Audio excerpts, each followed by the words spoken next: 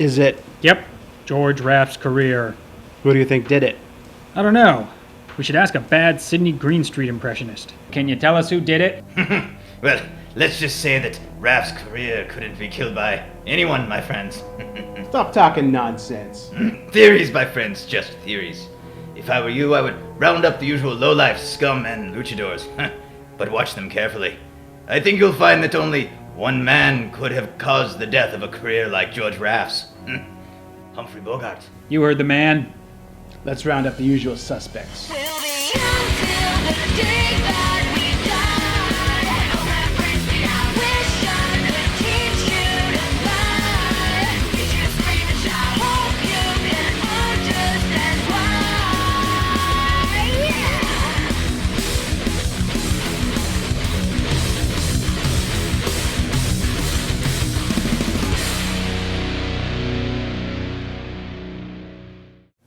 Oh, why you guys always gotta bother me when I'm sleeping? Ram it, Gunsel. Tell us about Bogart. Sure, I know Bogart. Oh, this is Bogart you're after. Bogart. Sure, I'll tell you about Bogart. Squawk, or we revoke your parole. Is that what you want? You want it? Fine, I'll tell it. But I want favors first. You'll get what you deserve if you don't talk. His dad was Belmont Bogart. His mom was Maud Humphrey. That's how they named him. You know, he didn't have to change his name like so many other guys did back then. He drifted between jobs, Naval Reserve, prison guard. That's when the acting bug caught him. He was friends with Spencer Tracy, you know. It was Tracy gave him the nickname Bogey. What about his career? He broke big in 1934 with The Petrified Forest. Leslie Howard was going to be in it, but he refused to do the picture unless Bogart was in it too. Out of gratitude, Bogart named one of his kids after Leslie. It's just the kind of stand-up guy he was. He was typecast as gangsters after Petrified Forest, Angels with Dirty Faces, The Roaring Twenties, Dead End. Always the gangster. But that bogey, he wanted more. And that's all you get from me, coppers. That's all I know. I'm done talking, so dangle.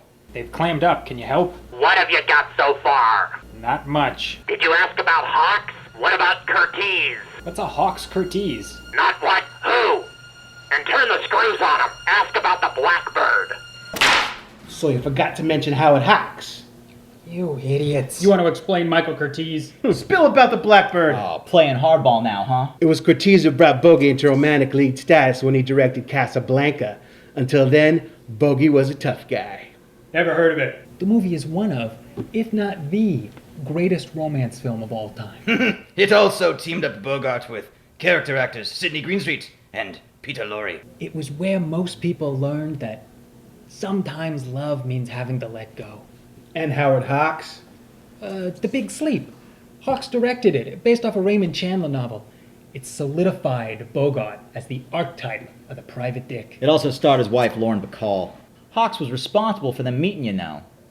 He discovered her back when he and Bogey made the film To Have and Have Not. Fine and dandy. Yeah, fine and dandy. But what has it got to do with the death of George Raft's career? And what about the Blackbird? Look, it's called the Maltese Falcon, but it ain't about no Malta. It's about some guy named Houston, John Houston. He wrote High Sierra, which is supposed to star George Raft. Now we're getting somewhere. Houston and Bogart's friendship would lead to several classic films. Treasure of the Sierra Madre, African Queen, Key Largo. Key Largo is the best damn movie ever. But it was the Blackbird started it all. The Maltese Falcon? That was Houston's first time out as a director. Him? He wanted Bogart in the lead. The studio? They wanted their biggest star, Mr. George Raft. That was back in 40, before Hawks, before Curtiz. Bogey was still peanuts at that time. Raft didn't like the script. He wanted to do a film at a competing studio. So, to get out of his contract, he didn't show up for work on the first day of shooting. It was a long and convoluted story, but it was the end of Raft. Raft went down and Bogart went up. So yeah, generally speaking, it was Bogart killed Raft's career.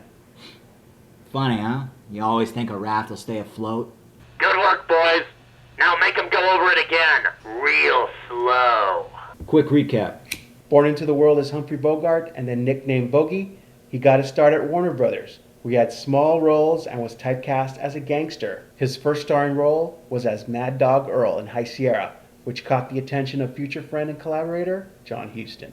Casablanca may have been the movie that turned Bogart into a romantic lead, but it was in movies like In a Lonely Place, The African Queen, and The Treasure of the Sierra Madre, where he proved he was an incredible actor and not just a one-note celebrity. He was continually trying to stretch himself, much to the studio's chagrin. In 1941, when The Maltese Falcon was released, Bogart would become a star. He'd prove himself to be both a commercial and critical success.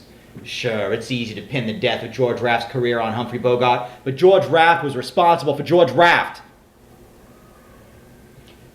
Bogart would die in 1956 of lung cancer. His third wife, Lauren Bacall, stood by him till the very end. Even today, she says that he was the love of her life. Bogart, the man's a legend. His career, that's the stuff dreams are made of.